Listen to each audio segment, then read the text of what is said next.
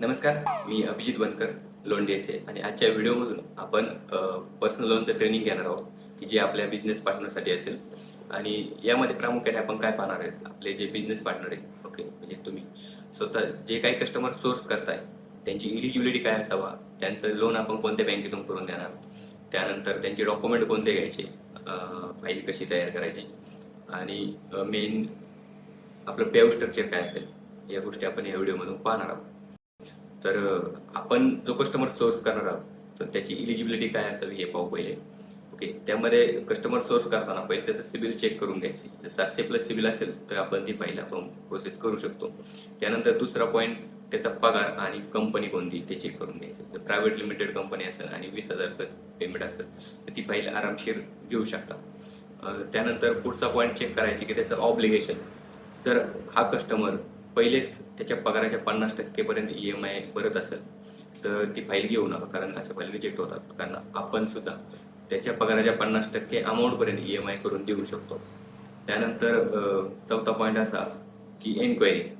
तर कस्टमरला ही विचारा, तुम्ही पहिले एन्क्वायरी कुठं केलेत का. जर त्याने पहिल्याच 3 ते 4 पेक्षा जास्त एन्क्वायरी केली असेल तर अशी फाईल सुद्धा रिजेक्ट होऊ शकते, बरोबर. त्यानंतर शेवटचा पॉईंट असेल job stability. Customer existing company किंवा करंट कंपनीमध्ये किमान 2 वर्षापासून जॉबला पाहिजे, म्हणजे टोटल एक्सपिरियन्स कमीत कमी 2 वर्षाचा पाहिजे. तर त्याची फाईल आपण आरामशीर प्रोसेस करू शकतो. आणि 2 वर्षापेक्षा कमी असेल तर ती फाईल मग फायनान्सला प्रोसेस करावं लागते. पण कमीत कमी 6 महिन्यापेक्षा जास्त एक्सपिरियन्स कस्टमरला पाहिजेच. त्यानंतर पुढचा पॉईंट आहे की आपल्याकडे बँक्स कोणत्या अवेलेबल आहे. तर प्रामुख्याने आपण आपल्या कस्टमरचं loan IDFC, HDFC, ICICI, Axis, Kotak, त्यानंतर बंधन बँक सारख्या जवळपास 20पेक्षा जास्त बँक प्लस फायनान्स आपल्याकडे अवेलेबल आहेत. तर कस्टमरचं म्हणजे एन्क्वायरी कशी केली, एक्झिस्टिंग, त्यानंतर त्याचं करंट सिबिल किती आणि कंपनी कॅटेगरी कोणती, यानुसार आपण ती फाईल कुठं टाकायची हे ठरवतो. आता आपल्याकडे मेन पॉईंट असा, जर 40,000+ कस्टमरला पेमेंट असेल तर काही प्री अप्रूव्ह लोनच्या ऑफर असतात. या ऑफरमध्ये आपण कस्टमरला विदिन 10 ते 15 मिनिटात सुद्धा डिस्बर्स करून देऊ शकतो.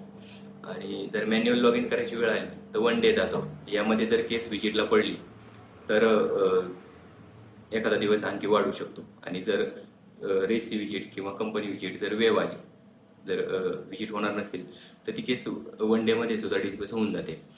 आता शेवटचा पॉईंट पाहू, डॉक्युमेंट. आता हे कस्टमरचे डॉक्युमेंट घेताना काय काय घ्यायचं आहे, तर फोटो घ्यायचा आहे, पॅन कार्ड घ्यायचं आहे, आधार कार्ड, त्यानंतर 3 महिन्याची पेमेंट स्लिप, बँक स्टेटमेंट 6 महिन्याचं आणि त्याचं लाईट बिल. तो जर रेंटवर राहत असेल तर त्याचं रेंट ॲग्रीमेंट किंवा गॅस पावती घ्या. ओके, आणि रेंट ॲग्रीमेंट किमान 3 वर्ष जुनं पाहिजे. आता यामध्ये जर त्याच्या बँक स्टेटमेंटला पण जर त्याचा करंट ॲड्रेस असेल तर तेही रिसिप्ट प्रूफ म्हणून आपल्याला चालेल. आता मेन विषय असा आहे, हे डॉक्युमेंट घेताना ते व्यवस्थित क्रॉप करून घ्यायचे.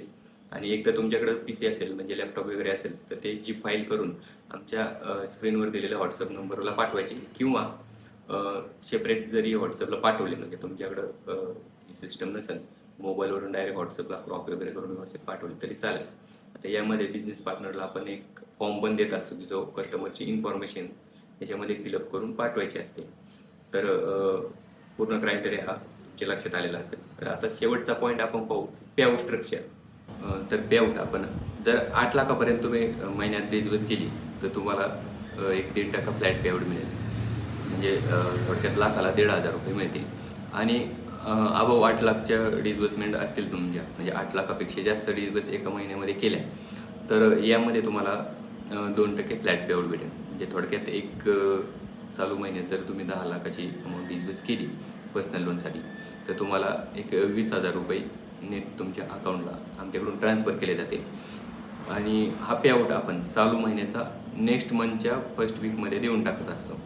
तर ठीक आहे, अशा फाईल सोर्स करा, डॉक्युमेंट रेडी करा आणि आमच्या टीमला पाठवून द्या. तुम्हाला पूर्ण सपोर्ट आमच्या टीमकडून राहील. आणि जर काही क्वेरी असतील किंवा काही प्रश्न असतील तर बिनधास्त कॉल करून विचारू शकता.